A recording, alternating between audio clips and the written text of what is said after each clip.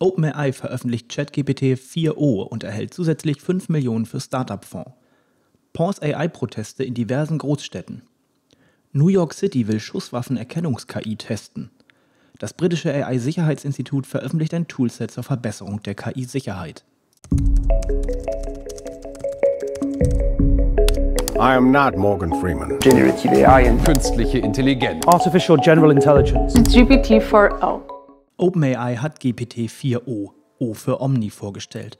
Ein Modell, das Text, Audio und Bilder in Echtzeit verarbeiten kann. Es ermöglicht natürliche Mensch-Computer-Interaktionen, indem es beliebige Kombinationen von Eingaben und Ausgaben akzeptiert und generiert. Das Modell reagiert auf Audioeingaben mit einer durchschnittlichen Latenz von 320 Millisekunden, ähnlich der menschlichen Gesprächszeit, und ist im Vergleich zu GPT-4 Turbo schneller und 50% günstiger in der API. Zudem bietet GPT-4o signifikante Verbesserungen in der Verarbeitung visueller und akustischer Informationen. GPT-4o verwendet ein einzelnes Modul für alle Modalitäten, was eine präzise Verarbeitung ermöglicht. Es erreicht Spitzenwerte in Leistungsbewertung, verbessert die Spracherkennung und Sprachübersetzung und reduziert die Anzahl der Tokens in verschiedenen Sprachen erheblich. Eingebaute Sicherheitsmaßnahmen und externe Tests minimieren Risiken. Das Modell wird schrittweise in ChatGPT eingeführt und steht sowohl kostenlos als auch Plus-Nutzern zur Verfügung, wobei Audio- und Videofunktionen später folgen.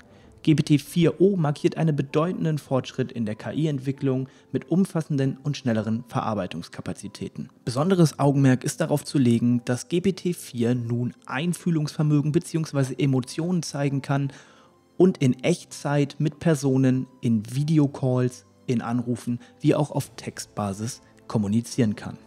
Der OpenAI Startup-Fonds, der in junge KI-Unternehmen investiert und kürzlich die rechtliche Kontrolle von Sam Altman an Ian Hathaway übertragen hat, hat laut einer Einreichung bei der US-Börsenaufsichtsbehörde SEC zusätzlich $5 Millionen von 2 Investoren eingeworben. Diese Mittel wurden in ein spezielles Utility Vehicle transferiert. Dies ist das dritte Utility Vehicle des Fonds, nachdem im letzten Monat $15 Millionen und im Februar $10 Millionen aufgebracht wurden. Im letzten Jahr hatte der Fonds Verpflichtungen in Höhe von $175 Millionen und einen Bruttonettowert von $325 Millionen Anfang dieses Jahres.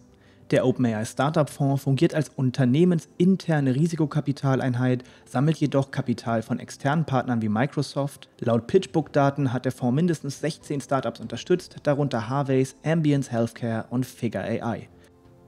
Die Gruppierung Pause AI hat Anti-AI-Proteste in San Francisco, London, Stockholm, Berlin, Den Haag, Rom und Paris angekündigt.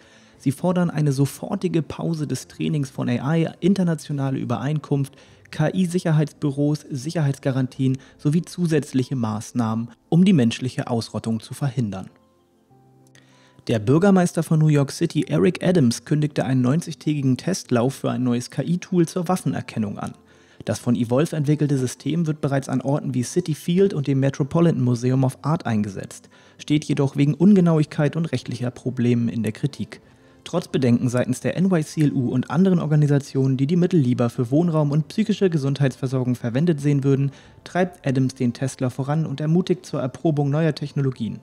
Kritiker betonen, dass die Öffentlichkeit nicht zugestimmt hat, Teil dieses Experiments zu sein.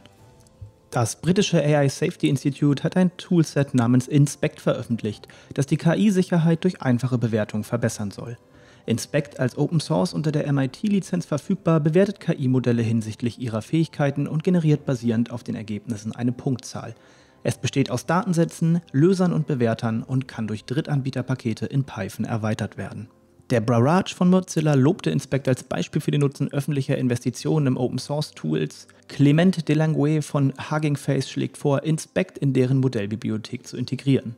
Die Veröffentlichung von Inspect erfolgt zeitgleich mit dem US-Programm NIST GenAI zur Bewertung generativer KI-Technologien. Im April vereinbarten die USA und Großbritannien gemeinsam fortschrittliche KI-Modelltests zu entwickeln.